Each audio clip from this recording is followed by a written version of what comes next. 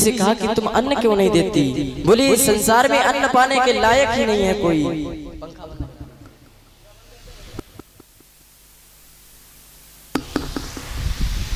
इस संसार में कोई मेरे अन्न को प्राप्त करने वाला है ही नहीं। बोले क्यों?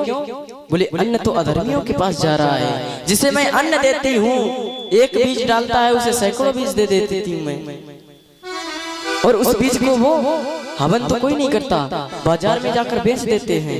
अधर्मी लोग उसका परिक्रय कर रहे हैं। ये जितनी सामग्रियां मैं देती हूँ ये सब भगवान के लिए होनी चाहिए, ये सब कोई नहीं करता इस संसार में, इसलिए मैंने अन्न देना बंद कर दिया।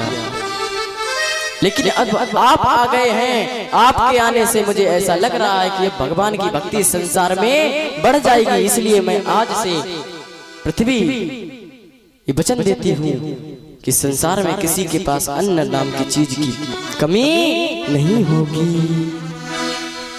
बोली तो कैसे? अब बोले अब पात्र लेकर आओ। अब गाय के रूप में थी उस समय पृथ्वी। अब जब आप गाय लगाते हैं तो एक बाल्टी चाहिए होती है ना, पात्र, धोने वाला भी चाहिए, बछड़ा भी चाहिए। तो बोले अब बछड़ा लेकर के आओ, धोने वाला लेकर आओ, पात्र लेकर आओ, जिसे जो चाहिए हो वो लेकर जाए।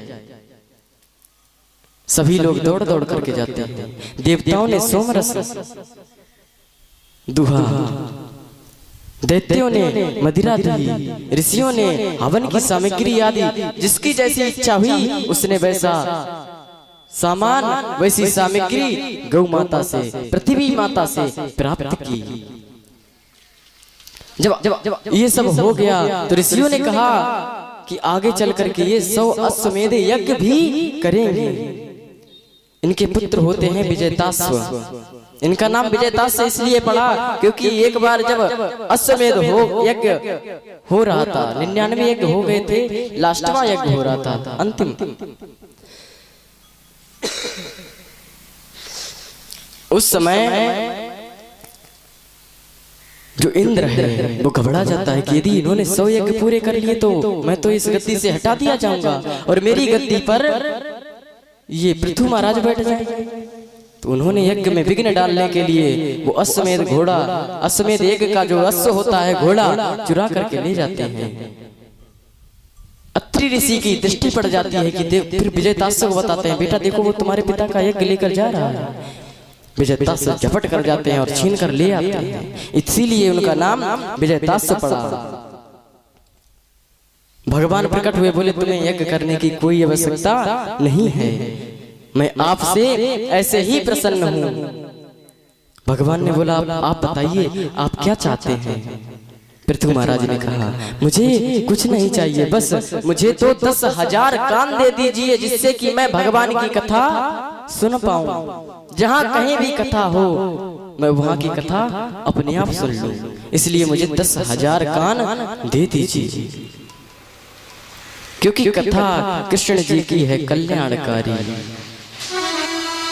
और ये धीरे धीरे असर करती है। संसारी में कलमश बहुत जाता है, संसार में इतनी बुराइयां हैं कि इनको धुलने के लिए भागवत भी, भजन भी धीरे धीरे ही काम आता है। इसलिए मुझे 10,000 कान दे दीजिए जिससे कि मैं अपने पापों को धुल पाऊं, इस संसार की माया से दूर जा पाऊं। कहते हैं कथा कृष्ण जी की है कल्याणकारी, मगर ये करेगी असर धीरे धीरे, मगर ये करेगी असर धीरे धीरे।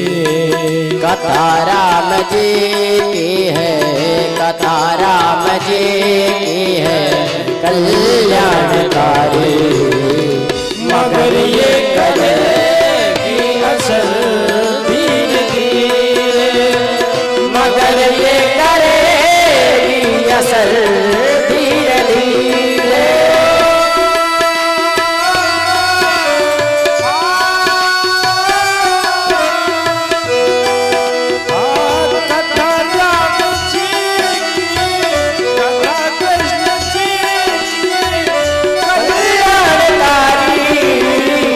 मगर ये करेगी असर धीरे धीरे, मगर ये करेगी असर धीरे धीरे।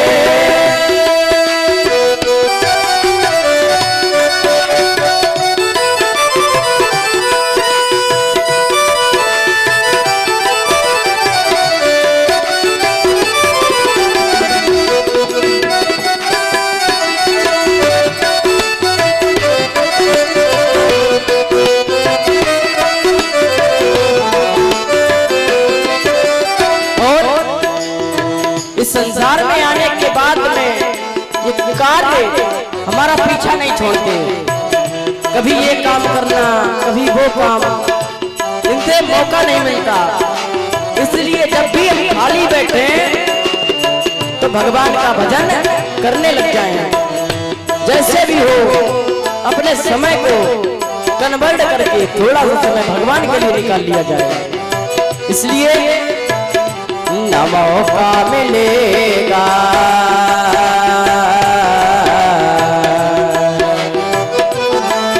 न मौका मिलेगा कभी झंझटों से, न मौका मिलेगा कभी झंझटों से।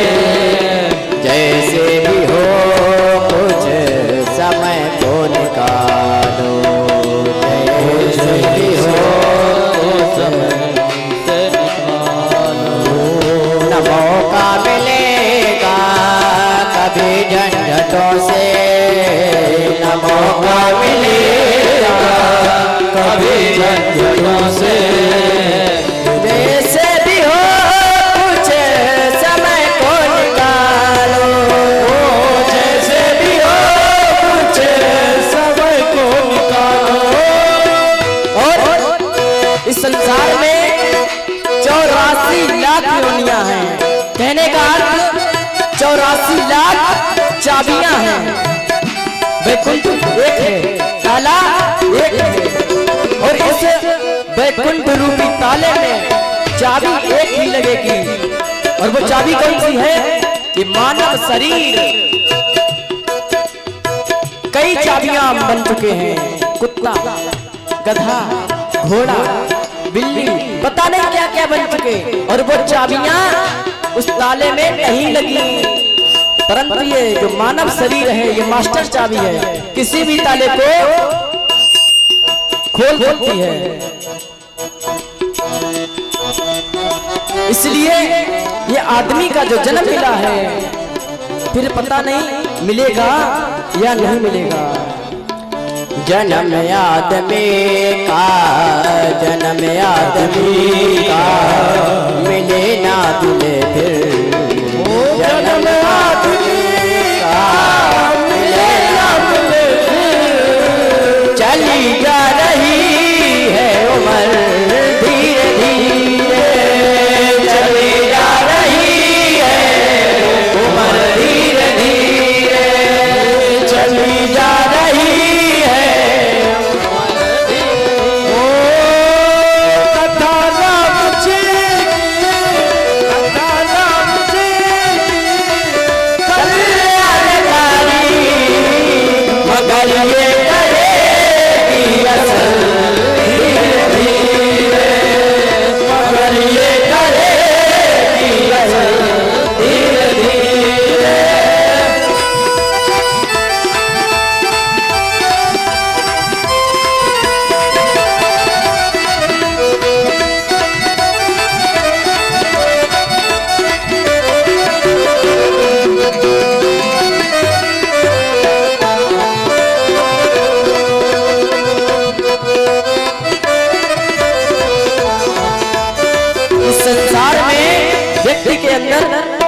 पता नहीं कितने कलमस आ जाते हैं, अहंकार। बोले मेरे पास 1 करोड़ रुपए में करोड़पति हूँ, मेरे पास यहाँ फलाना कोल्ड स्टोर बना है, मेरे पास ऐसी ऐसी संपदा है, मेरे पास ये गाड़ी है, वो है, बंगला है, पता नहीं क्या क्या गिना देते हैं। बोले तुम्हारी औकात क्या है? कभी कभी बोल देते हैं बड़े लोग। बोले तुम कहाँ कीड़े, कहाँ हम, बराबरी नहीं है। इसीलिए कहते हैं कि कथा को सुनो। क्यों? हमारे अंदर जो अहंकार है, अहंकार मद मोह, अहंकार मद मोह फैला जो भीतर, अहंकार मद मोह फैला भीतर, उतारे की सारा जहर धीरे धीरे, उतारे की सारा जहर धीरे धीरे, उतारे की सारा जहर धीरे धीरे।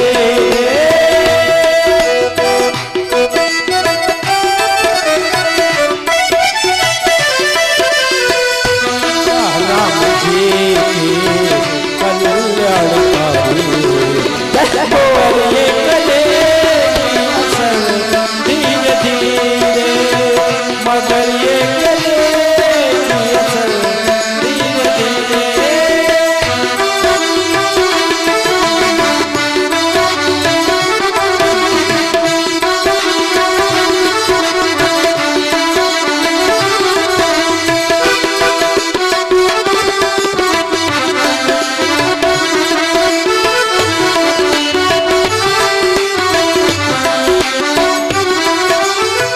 इसलिए कहते हैं कि भगवान राणा जी तेरे महलों में आग लगे, राणा जी तेरे महलों में आग लगे, जी तेरे महलों को आग लगे।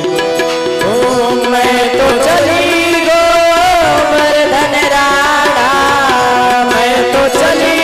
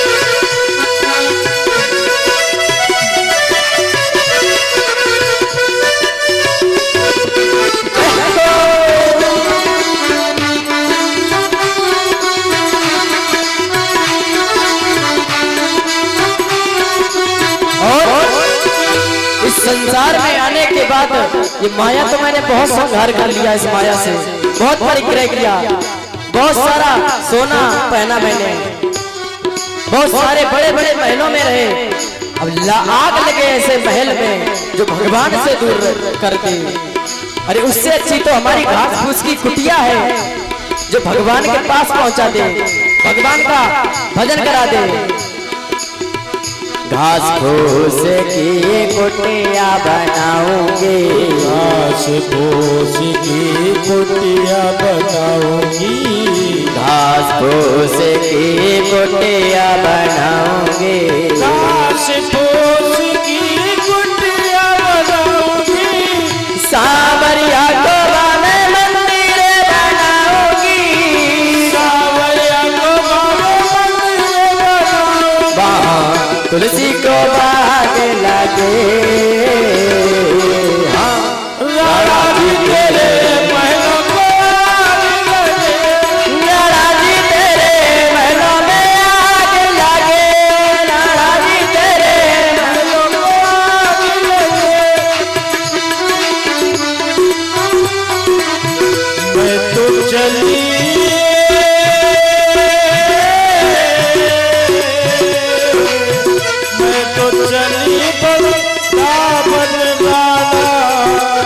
सोए भाग जले, राणा जी तेरे महलों में आग लगे, राणा जी तेरे महलों में आग लगे, राणा जी तेरे महलों को आग लगे।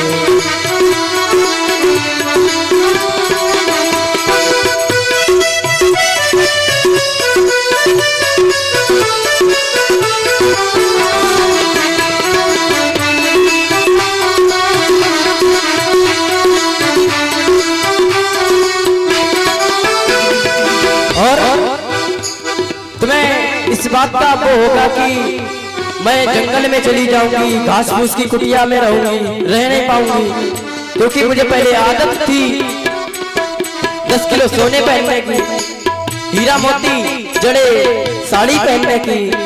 बोले मुझे नहीं चाहिए, आग लग जाए इसमें, मुझे क्या ना चाहिए तेरा सोना चांदी, ना चाहिए तेरा सोना चांदी, ना चाहिए तेरे हीरे मोती, ना चाहिए तेरे हीरे मोती। ये जो सोना चांदी है, इससे पहले कि ये ना समझिए कि बहुत अच्छा कार्य हो रहा है, दिखने में तो अच्छे हैं परंतु भगवान से इतना दूर पहुंचा देती है।